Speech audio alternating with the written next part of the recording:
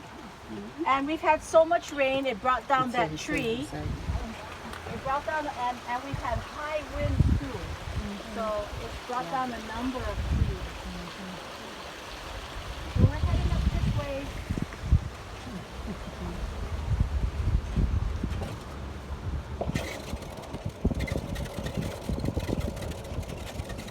So on both sides, these plants, these are the pepper family. This is aba, or kava kava in the South Pacific, and from the roots we make a ceremonial drink. And if you drink enough of it, you'll start to feel a tingle in your lips and your tongue, and you will start to feel your whole mouth go numb. And aloha. Do you get a buzz? Some do. You have to drink a lot of ava to get that. The men would chew on the root, and they would blow them away. paralyze them when they're getting their tattoos. But in some families, what they would do is they would ask a very close family member or a very close friend to bear the pain for them. So that there is a transference of pain while they get their tattoos. Yeah.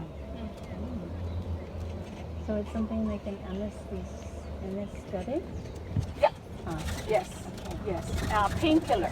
Painkiller. Yeah. Painkiller. How is pain transferred? Huh? Spiritually. Spiritually. How? You have to have the power. You have to believe that if you are going to take this pain for somebody, it will be transferred. You have to be connected to the person. Yeah. You have by to be blood connected. or by any of them. Yeah. Aloha. Aloha. I had my great grandmother on both sides were healers. They did transference of pain too. Yeah. And did they actually take on the pain? They felt something? Yeah. And also other family members took on the pain too. That was to spare another family member. Yeah. Hi Casey. How are you? Are you busy right now? Did you help drive? Yeah. Okay, we have some other members of the group coming up. Okay. Casey's gonna see if Drive anyone else. Yep. Nice. So Casey's you one can of go our sit. cultural specialists / educators. Hi. Yeah, I was just gonna pick up Kavika, but you can Oh. walk. Is he expecting you to pick him up? I don't think so. Okay. As I walked over this morning, so I don't think. Okay. I packed light. So. Okay.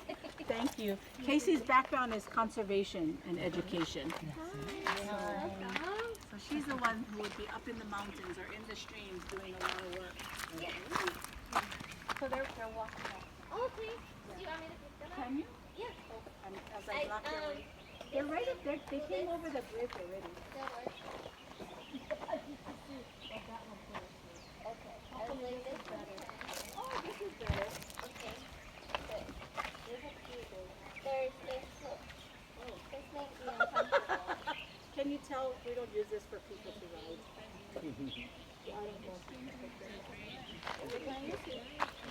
Oh, you got me right. You have it right. You have it right. If you want to. There's another part. It depends what people would like.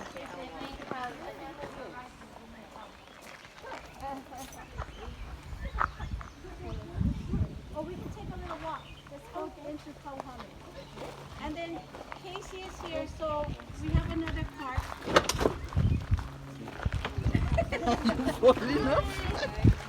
This is Emily, this is Casey. So they're all taking them and they're done with them all. Oh, wonderful. Baby. Visiting us. Aww. Okay, we'll do. I'll try and make the back more comfortable to sit. Fine. Okay, I was like, it just kind of gives you really far. Yeah.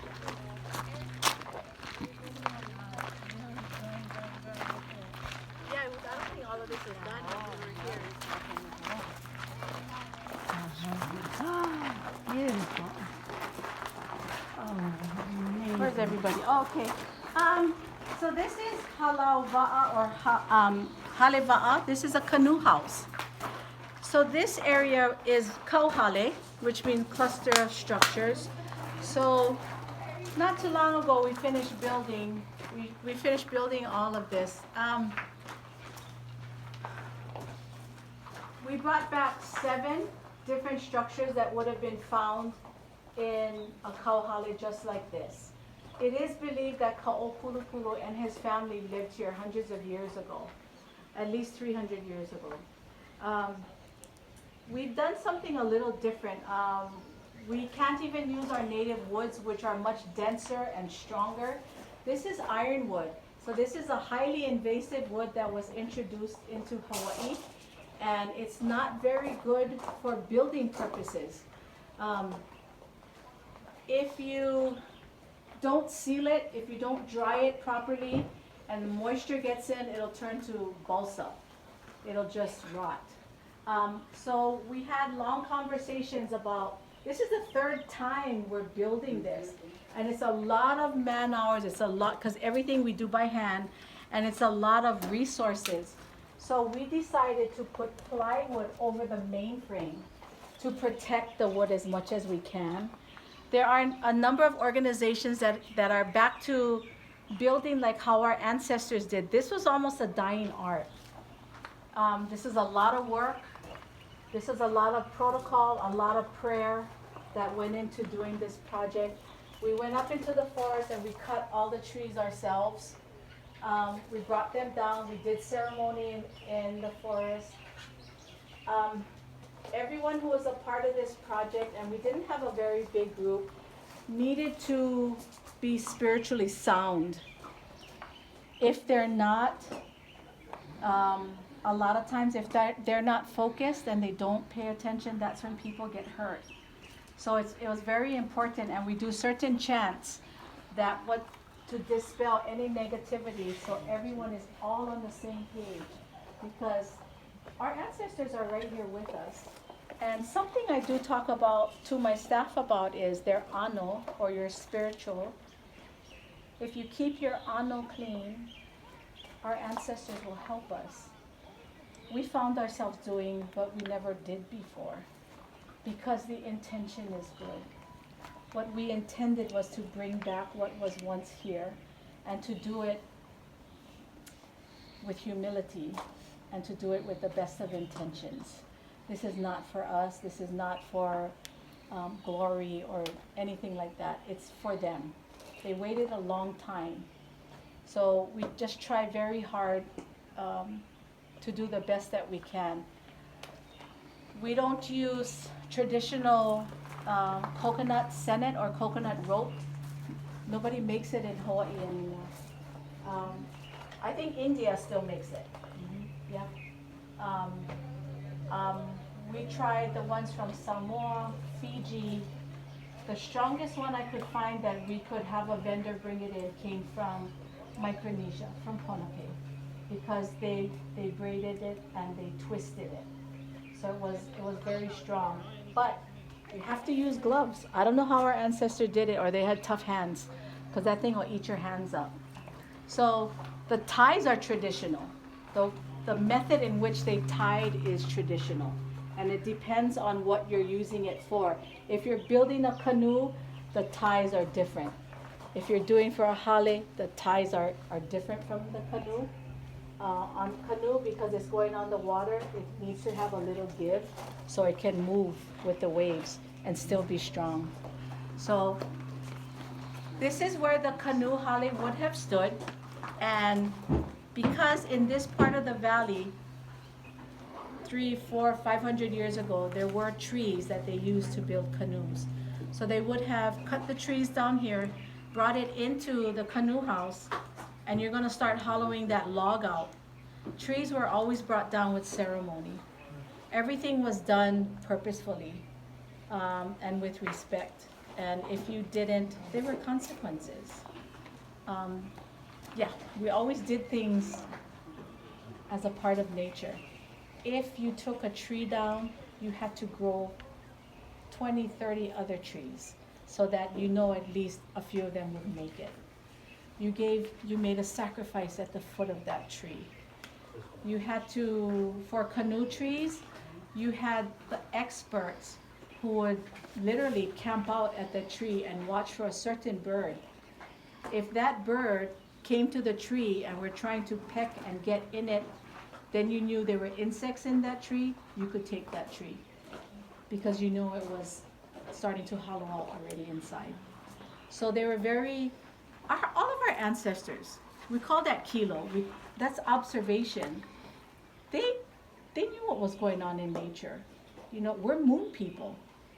We are different at the different phases. We do things with the different phases of the moon. We plant, we fish, we know ourselves according to the moon phases. You know, the moon produces that gravitational pull which causes tidal changes. We're 90% water. We have tides within us. That gravitational pull affects us too. So there are some days when we are grouchy and we just don't want to bother with anyone. My grandchildren who speak fluent Hawaiian and who were in their schools kept moon journals. So they were told to check their lavena, that's their attitude. So they knew at certain moon phases, that was meant to take extra care of yourself. Some moon phases, not time to share very important information that was to be remain hidden. Other times, good time to share information. Other times, good moon to get married. Good moon to have a funeral. Good moon to have meetings. So, sun for us, Mauliola, is healing.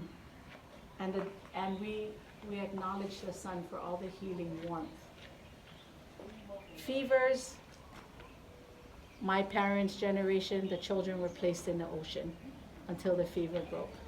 Tea leaf, that leaf right there, right behind there, the big leaf tied around their heads, that leaf would, I did it for my children. You tie it around your head, and in no time the fever is gone. It's all in the leaf. You rinse the leaf off, you can refrigerate it and use it again. So, trying to get that in sync with nature.